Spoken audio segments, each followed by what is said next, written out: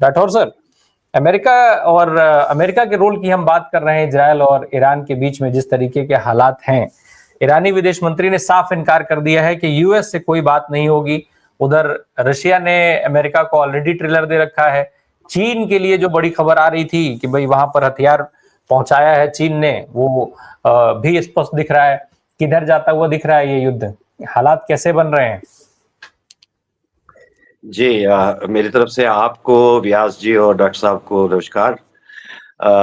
आपने आजकल के जो सिनेरियो चल रहा है मिडल ईस्ट में, उसके बारे में जब पूछते हैं ना, तो एक चीज़ ज़हन में आती है कि ट्रंप के आने के बाद, इस सन की आदमी आने के बाद अमेरिका छेड़ू बन गया है। वो कोई होता ना आवारा तो वो आवारा घूमता है कहीं, किसी को देखता है तो धक्का देता है, किसी को देखता है तो उसको चिढ़ाता है, किसी को देखता है तो उसको देख के मुँह बनाता है।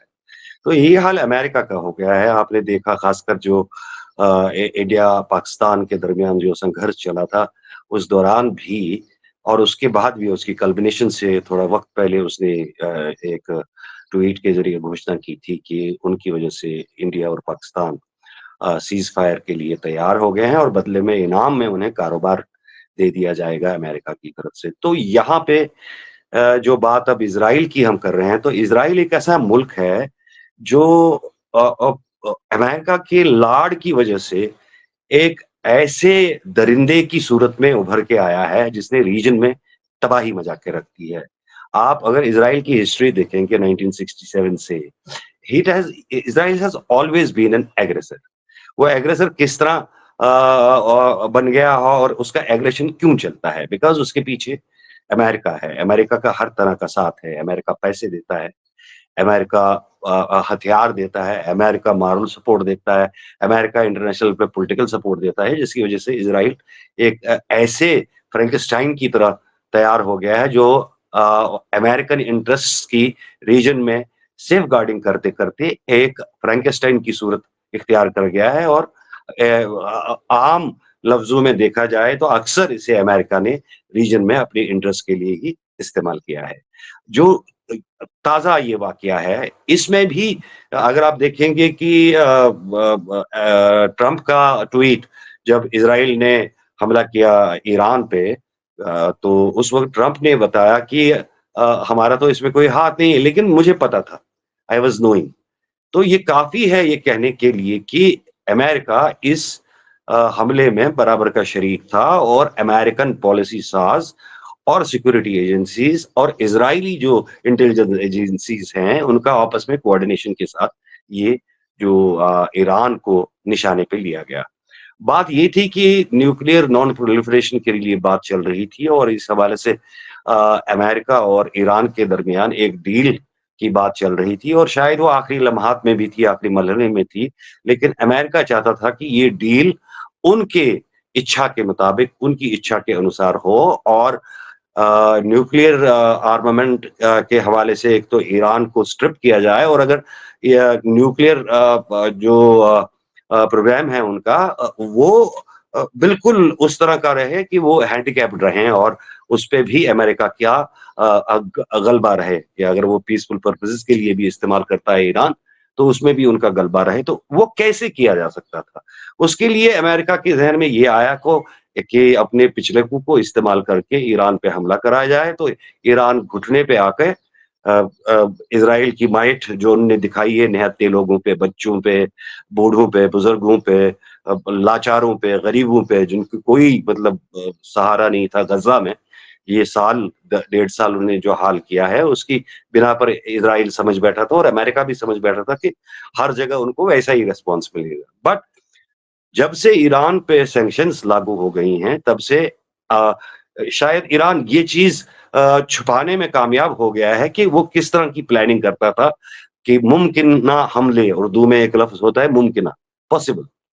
तो कोई पॉसिबल अटैक अगर ईरान पे होता है अमेरिका और इज़राइल की तरफ से, वो उसका कैसे मुकाबला करें, एक ऐसे वक़्त में जब एयर डोमिनेंस हासिल है अमेरिका को और इज़राइल को और ईरान के पास जब इस तरह की कोई सुविधा या इस तरह की कोई फैसिलिटी नहीं है।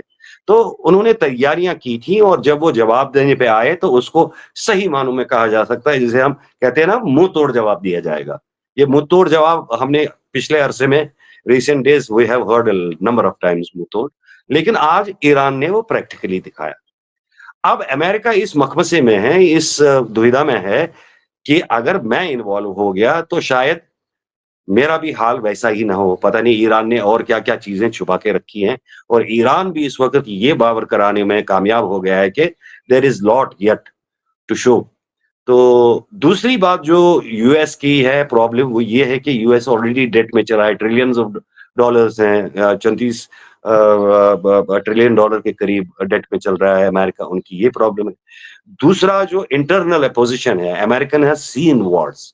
उन्होंने वियतनाम की जंग देखी है, उन्होंने अफ़गानिस्तान की जंग देखी है, उन्होंने इराक की जंग देखी है और उन्होंने आज तक वहाँ से जो बॉडी बैग्स अमेरिकन सोल्जर्स के रिसीव किए हैं, इस बार वो नहीं चाहते हैं कि अमेरिका ऐसे किसी कॉन्फ्लिक्ट में और वो भी इज़राइल के लिए। अमेरिकन्स हैव अंडरस्टूड कि हमारे लिए पैरासाइट है, ये हमारे टैक्स पेयर्स मनी ये खा जाते हैं। हमारे जो अपने लोग हैं वो सड़कों पे पड़े हुए हैं, वो होमलेस हैं उनको कोई गारंटी नहीं है उनके पास कोई सुविधा नहीं है। अमेरिका डेट में चला जा रहा है और हमारे टैक्स पेयर्स के पैसे कहाँ जा रहे हैं?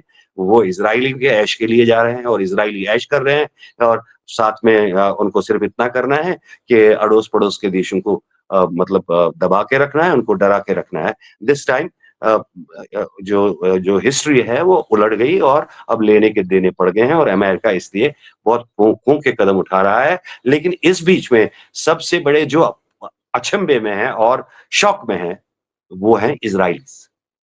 क्योंकि आज तक नेतन्याहू ने मैं तो 92 से बात करूँगा, 92 से नेतन्याहू का सिर्फ़ ये हिस्ट्री रही है कि उन्होंने अमेरिका को डरा-डरा के कई मुल्कों पे हमले करवाए हैं, जिनमें अभी लीबिया और इराक का तो आपको पता ही है।